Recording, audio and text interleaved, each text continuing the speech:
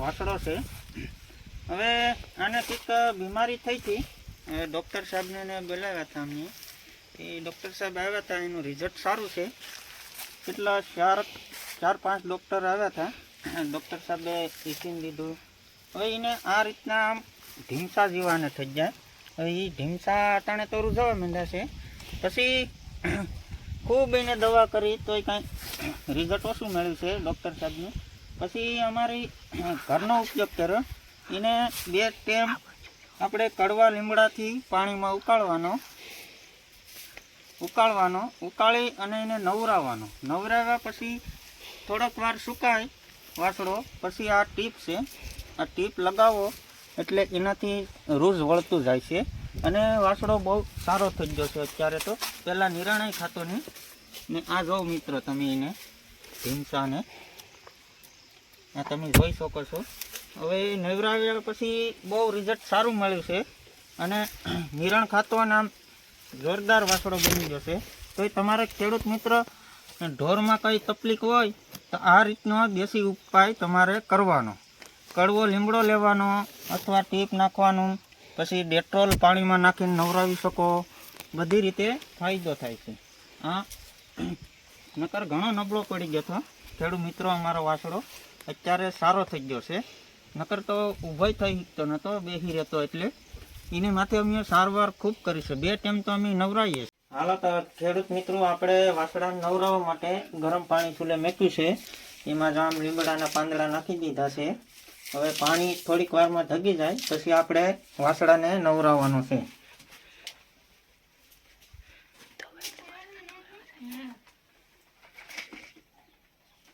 હાલો તો મિત્રો, હવે આપણે પાણી ડોલમાં નાખી દઈએ છીએ। હા, હાલો મિત્રો, હવે આપણે ડોલમાં પાણી નાખી દીધું છે। હવે આપણે બારોબાર જઈએ છીએ, અહીં બાજુમાં વાય છે। હવે આ ઠંડુ પાણી કરવું પડે થોડુંક, નકર વાસળો ભગી જાય, એના માટે આપણે ઠંડુ પાણી નાખીએ। હાલો, આ થઈ ગયું આપણું ઠંડુ પાણી। પછી મિત્રો તમારે થોડુંક લીમડાને છે ને આ રીતનો પાણીમાં સોળવાનો, એટલે એનો રસ થોડોક એમાં ઉતરે અને વાસળાને સારું રિઝલ્ટ મળે।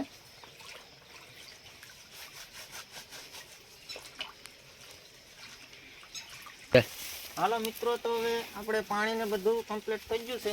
હવે આપણે વાસળાને છોડી અને કુંડા પાસે નવરાવા લઈ જઈએ છીએ। હાલો,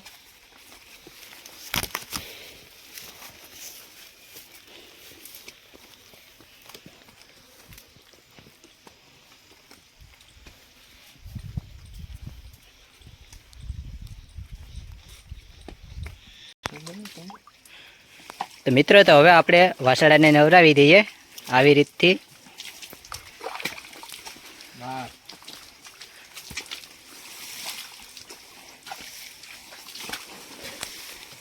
જો મિત્રો કેટલા બધી ફૂડક્યા છે આ મોઢે ને બધીમાં, આવો એક રોગ છે।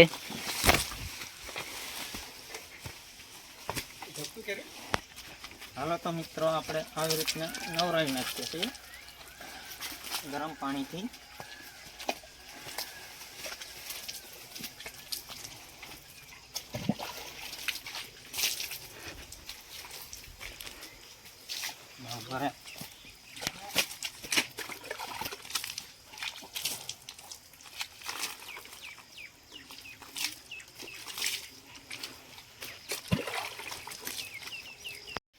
મિત્રો, હવે આપણે વાસળો ઓલરેડી તમને તો આગલા વિડીયોમાં દેખાડ્યું હતું, આપણે નવરાવ્યું છે।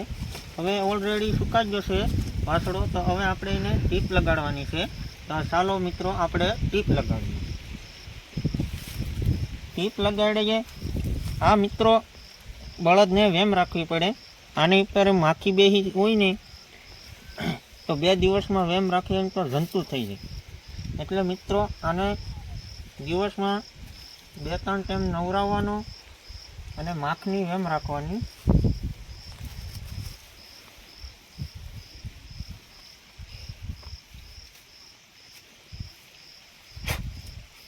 હળદર પણ તમે લગાવી શકો છો, હળદરનું રિઝલ્ટ સારું છે.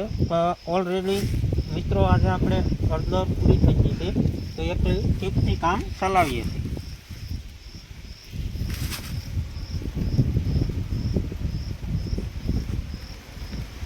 જોઈ શકો છો મિત્રો,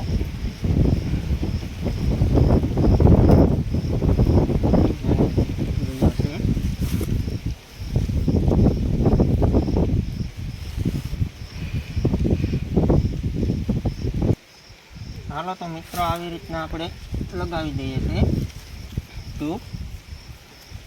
આ ટ્યુબનું કામ સારું છે. આ ટ્યુબ ઘૂસ્યા પછી આની રૂજ વહેલી આવે છે. આ ટ્યુબ છે મિત્રો, તમે જોઈ શકો છો. આ ટ્યુબ મેડિકલમાં મળી જાય છે, ગમે ક્યાંય મેડિકલમાંથી લઈ શકો છો.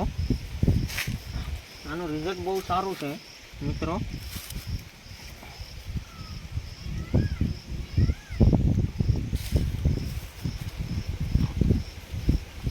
મિત્રો આપણે હવે ઓલરેડી બળદને ટ્યુબ લગાડી દીધી છે. તો ગમે એ મૂંગા પ્રાણીને હોય, અમે 5-6 ડૉક્ટરે આણ્યા હતા. ડૉક્ટરથી અડધા રાત ઘણું રિઝલ્ટ મળ્યું હતું. એ પછી દેશી જુગાડ અમે કર્યો છે. મેડિકલમાંથી ટીપ લઈ આવ્યા હતા અને એ ટીપનો ઉપયોગ કર્યો. અને બીજા નંબરમાં કે તમે હળદર પણ લગાવી શકો છો મિત્રો. તો તમે કોમેન્ટમાં કહેજો તમને આ ઉપાય ગમ્યો, અથવા તમે પણ મૂંગા પ્રાણીને કોઈને ઉપાય બીજો કરતા હોય તો અમને જણાવી શકો છો.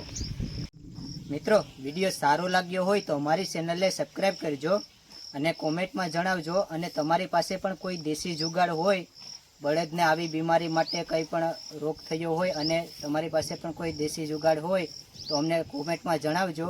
તો બધા ખેડૂત મિત્રોને ખબર પડે અને તેનો ઈલાજ કરી શકે. અને આગળ જતાં અમે પણ આ મૂંગા પશુઓ ઉપર આવો રોગ થયો હોય તો અમે પણ તેનો ઈલાજ કરી શકીએ. તો ચેનલને સબસ્ક્રાઈબ કરી દેજો.